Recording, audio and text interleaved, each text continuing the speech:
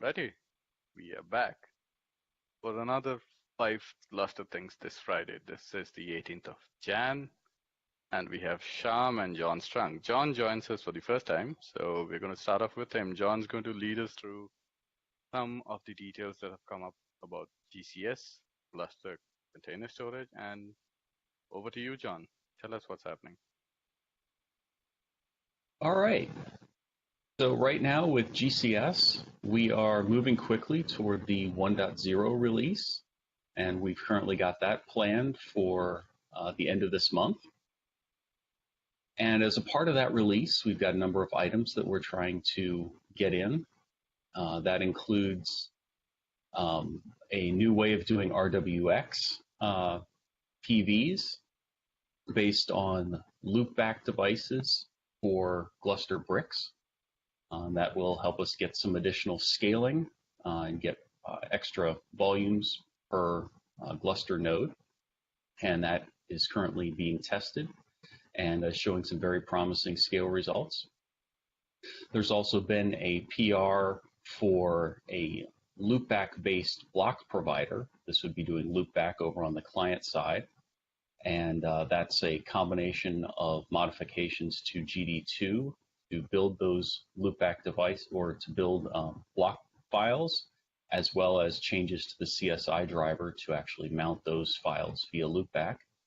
And the GD2 patches have been merged, and this week we're trying to get the CSI driver changes merged as well. And that we're expecting to get that in for the 1.0 release. Other things that happened this week, we've now got a good monitoring dashboard that shows up in Grafana.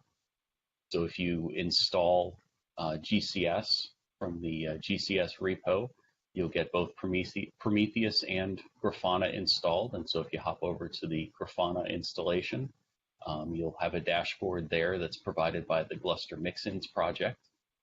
And that gives you a nice volume level dashboard for the Gluster PVs that are allocated. And that's what's been going on in GCS this week.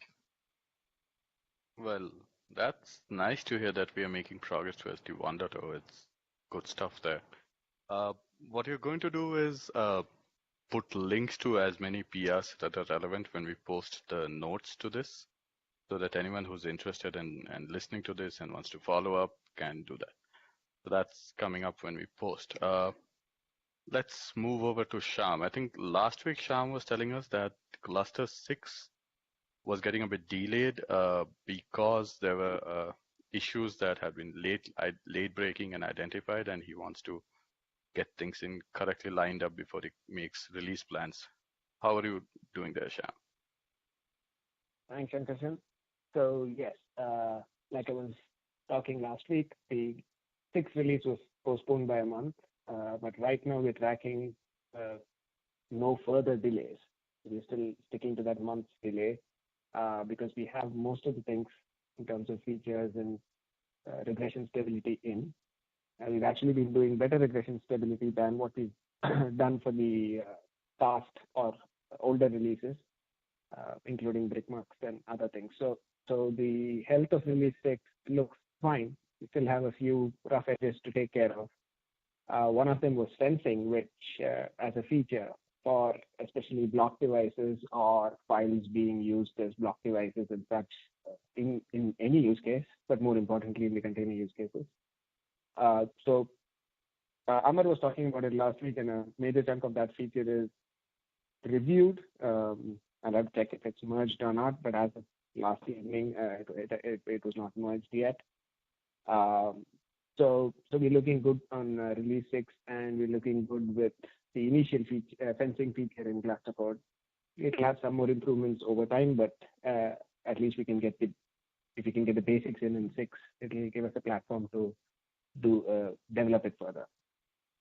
But other occurrences around releases this week have been we've actually finished tagging and packaging the update releases for 4.1 and 5, which would be 4.17 and 5.3. Not reading off a screen, so I hope I got the numbers right. And they should be out and available for users probably early next week or even as soon as Monday, as soon as the CentOS pushes it out. So that's it about releases and sensing and where we are with release 6. Back to you, Sankarshan. Well, thank you. Right. Yeah, I remember Amar talking about it, this fencing piece last week, saying that the basic tests were in, the PR was under review, and good to see that going. All right. I guess that's a wrap. So what, as we have done previously, the Gluster Twitter handle is going to tweet out a link to this, and looking forward to feedback on this through Twitter, the mailing list. Before we end, though, one of the things that I'd like to ask you, I think Shyam, that you're the right person for this. The distributed testing, regression testing framework, that's not yet gone live, right? It's still running as a test instance at this point for Gluster, right?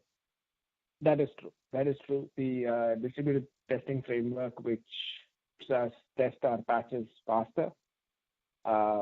And when I say faster, I think right now our runtime is 3.5, 4 hours or something like that for a patch test, and that should bring it down to, well, you throw more machines at it, it can do it faster, but let's say from what we are looking at, it should bring it down to something like half an hour or 45 minutes. But that's not yet, let's say, live for this release. Cool. All right, Jam and Shyam, thanks for joining, and see you next week. Have a good one.